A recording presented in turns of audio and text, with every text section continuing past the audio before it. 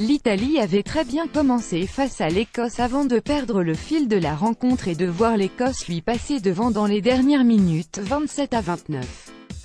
C'est la troisième cuillère de bois de rang pour l'Italie. L'Italie avait très bien commencé face à l'Écosse avant de perdre le fil de la rencontre et de voir l'Écosse lui passer devant dans les dernières minutes, 27-29. C'est la troisième cuillère de bois de rang pour l'Italie. De 3. Pour la troisième année consécutive, l'Italie termine le tournoi des 6 nations sans la moindre victoire et récupère donc la cuillère de bois. Et celle-ci sera probablement très difficile à digérer dans la mesure où les Italiens ont largement dominé l'Écosse avant de céder dans les toutes dernières minutes, 27-29.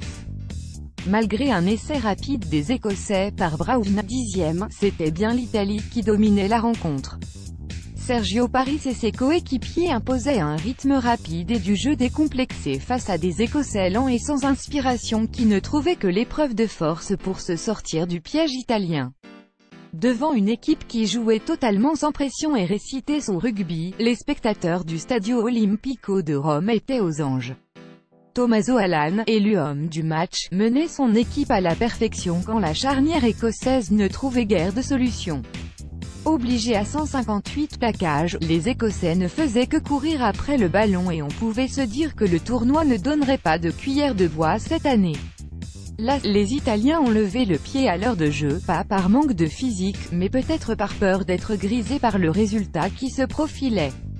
Ils ont moins écarté, joué plus près des points de contact et finalement permis à des Écossais qui n'en demandaient pas tant de revenir dans le match. Laidlaw enchaînait les pénalités et le 15 du Chardon finissait même avec un bonus offensif inespéré.